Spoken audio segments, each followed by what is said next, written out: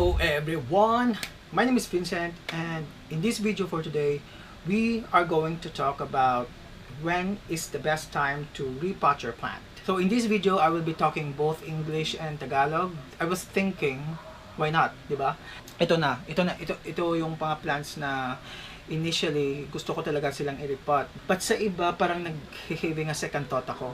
This is actually the first time that I will be looking at this plant thoroughly, if it is really the best time for them to be repotted sa bigger pot. So yun, first plant that I have here is this one. This is the most common ferns. This is what you call the Boston fern.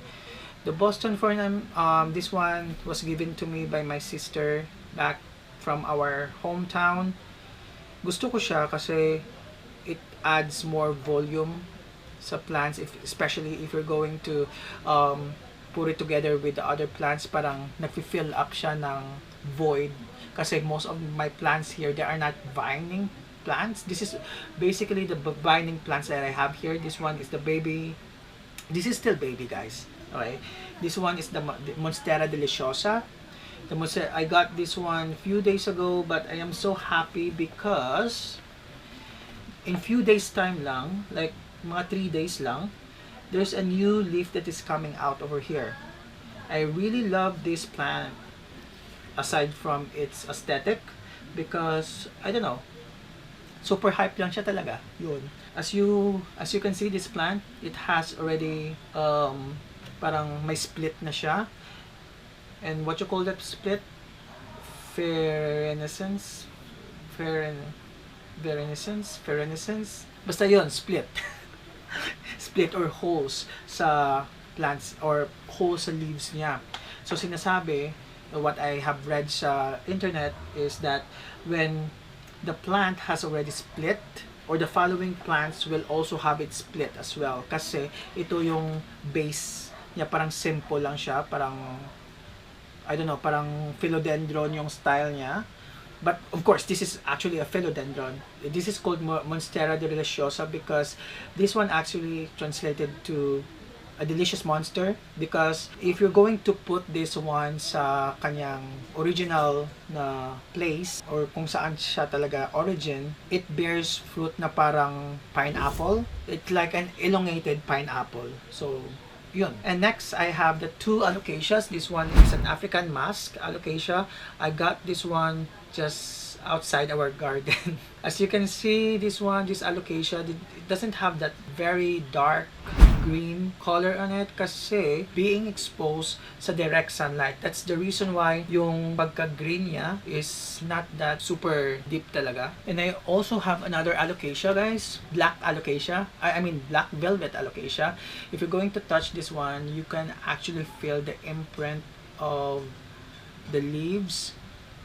It's very thick. If you're going to think about it, it looks almost like, I mean, the texture is almost like parang succulent na siya. And in other perspective, parang if you're going to touch, especially the top of the skin, it's like the soft crustacean. It almost like soft crustacean shell yung pagka tigas ng skin niya. I mean, yung tigas ng leaves niya. And I also have that one. This is, I don't know if you can see there, this one is a Dieffenbachia. I call this one a splash variegated Dieffenbachia because if you're going to look at the other Dieffenbachia, the variegation of the other Dieffenbachia or the common Dieffenbachia are actually a little bit patterned. But ito, parang imagine niyo na parang you have a bleach tapos na splash siya sa leaves, and that is the result of that one. And I also have Dieffenbachia parlatorei. It looks like parang ano siya, parang elephant ear. Sobrang laki ng foliage niya. Yeah, so those are the plants that, let's see if pasok sila sa criteria kung kailangan na ba silang i-repot or hindi pa. Now, let's go first to the assessment. So the first assessment that you would want to look at your plants is that parang, for example, diniligan nyo siya 2 days ago, and then you notice na yung soil dry out na talaga completely when you checked 2 days after mo siya diniligan kasi yung naturally yung soil hindi naman talaga siya nag-dry out that easily, di ba? But this assessment or this criteria is actually not that accurate. It is because there's a lot of factor why is the soil can easily dry out. One factor is that the mixing or the composition of the soil, especially if the soil is super light, wala siyang masyadong composed or wala siyang masyadong component na nag-hold ng mixture. So of course, you have to expect na yung tawag dito, na yung water hindi talaga magre-retain sa pot. The next is the lighting condition, the temperature, the humidity, at marami pang iba. Anyway guys, just a disclaimer, I'm not an expert with plants to begin with or anything like that. If your plants have difficulty when it comes to growing. So for example, when I got my peace lily sensation, I noticed that the plants are, the new leaves or the new foliage are smaller than the older one. Supposed to be, hindi siya ganon. Supposed to be, mas malaki yung newer leaves niya kasi lumalaki siya. But that is also not necessarily mean that you should repot your plant. It has also to be backed up with another reason or another assessment. And I think this assessment, the last assessment that I'm going to talk about, is the most important one. And that is super extensive root bound. Kung nakita nyo yung roots ng plants nyo, coming out na siya sa drainage hole ng pot nyo, that's actually the perfect time. Wala nang keme-keme, you should repot your plant. That is a number one sign why you should repot your plant, because the root has nowhere to go na but to go out from its pot. Tapos, it can actually do more harm than good kasi it block the drainage hole. So, supposed to be yung drainage hole nyo is free-flowing siya. Yung pot nyo is free-flowing siya with water. Pag nilagyan nyo siya ng water, dapat mag-ano siya agad.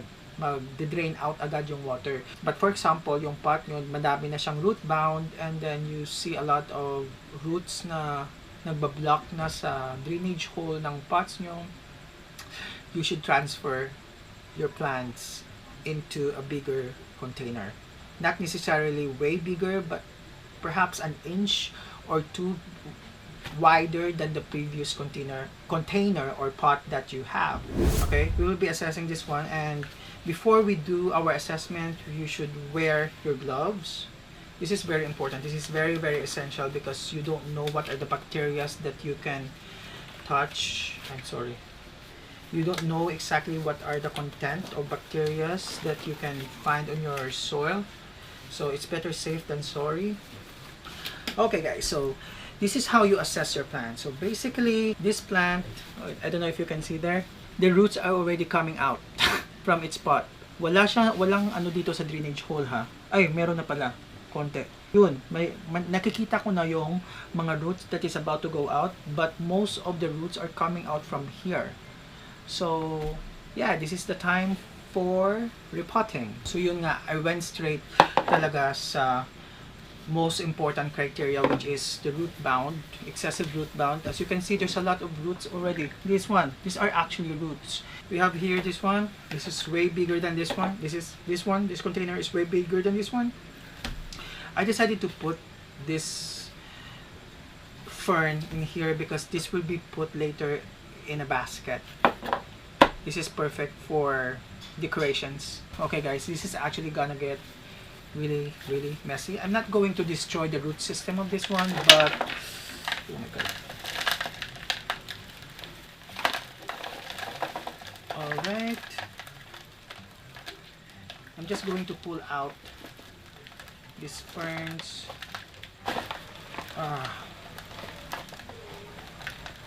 Its old container. I have to clean my room later because I'm inside my room. Oh wow.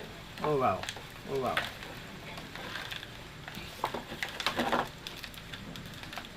So what I'm going to do is just to place it here. Yun. I'm going to tuck in some of the roots. What is this? Okay. So yung gagawin ko is that I'm going to tuck in the roots over here. There you go. Lalagyan ko din siya ng water mamaya. Kasi super bone dry na talaga. Kasi nga, sobrang dami na ng roots. It absorbs a lot of water na talaga. So, it needs to be watered. These two ferns will be put on this one. Kasi sabi ko nga, hindi siya maganda. Hindi siya masyadong maganda. You don't have to be so fancy when it comes to this internal pot. Kasi, lalagay din siya sa dito. There. Tapos, ito pa. Oh, di ba? Ganda. The next plant that we will be assessing is this one. This is the baby Monstera Deliciosa. Let's see if this plant is fit to be repotted to other pot. Alright, I don't see any root. Basically, this one looks so happy and I don't see any root in here kasi hindi pa siya talaga nagro-root bound. So, I don't see the need for this one to be repotted sa ibang pot. So what we're going to do with this one is put it in a basket. So in here, meron na siyang parang plate that this one, if you're going to water this, it will go directly sa dito, parang bowl niya, and then put it here. That's it. As I told you, this is assessment and repotting. So we have to assess first and then repot if it is really need to be repotted. I don't know where to start. This is an Alocasia African mask. As you can see, meron siyang very old leaves na parang mamamatay na. So all we have to do now, get rid of this. It has to let go. Have to make sure that the scissor is clean. There you go.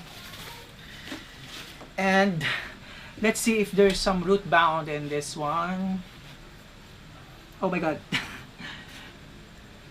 There's some root bound over here. And this is not a root bound. This is actually a real plant that is coming out under this pot.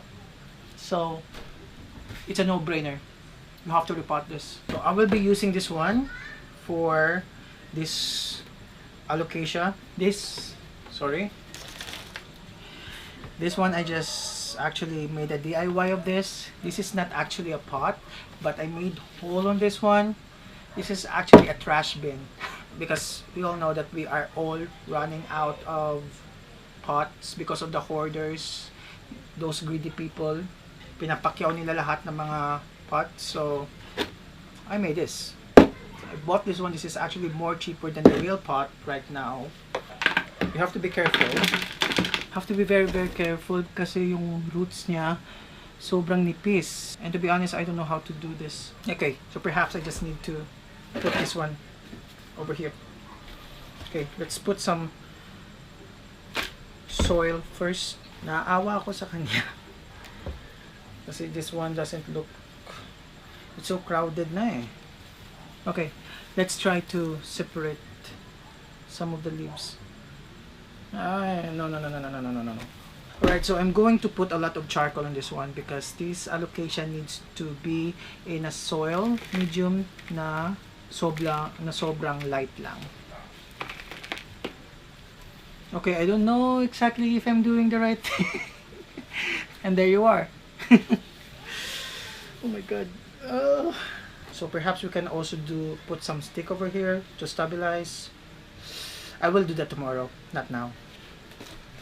Oh, there you go, guys. We have plant number 3 down. Let's go now to the most beautiful, I can consider beautiful Alocasia that I have here. This is the black velvet Alocasia. As you can see, sobrang dami niya ng foliages niya. Tapos if you, I don't know, of course you wouldn't able to see, right? But if you're going to look inside, there's actually a lot of new growth that is sprouting out everywhere on this pot. Let's assess if this one needs to be repotted. No root bound, basically. I can see some roots on the top, but I don't see any degradation of growth or any cessation of producing the new foliage. Actually, there's a lot of foliages that is coming out. I don't know if you will be able to see this one. This one, sobrang laki ng leaves na to that is about to bloom. Therefore, guys, I don't think if this one needs to be repotted just yet. It still looks healthy, very healthy dito sa kanyang container for now. Since we are not going to repot this, we will put this one in the basket. Don't forget to put a little bowl over so that every time that you water this, the water will go straight on that container. And there you go. This is what it looks like. This is basically the favorite plants that I own as of the moment.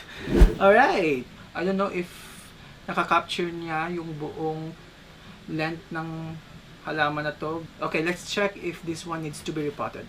First thing first, it's really moist. 1 week ko na siyang nilagyan ng water. And I don't see any root bound. Okay, this one, I have decided I'm not going to put this one or to repot this one since okay pa naman siya. It's doing pretty well. This is a Dieffenbachia splash variegated Dieffenbachia. I'm not going to repot this, but tomorrow siguro maghahanap na lang ako ng basket na sobrang laki where I can put this one. This is so far the biggest basket that I have. Oh, kasya! Kasya! Okay, hindi pala. Sorry. We are now down to our last. So far, this one is one of the biggest plant that I have here in my room. This is a family of a Dieffenbachia. As you can see, it looks like parang elephant ear siya. With the use of your clean scissor, you have to prune this one. It's actually good pag nagpo-pruning ka, especially for those na it doesn't serve well na yung plants. Basically, ito yung mga foliages na sobrang tanda na. Puro rice hull yung medium, yung composition ng soil na ilagay dito. There you go.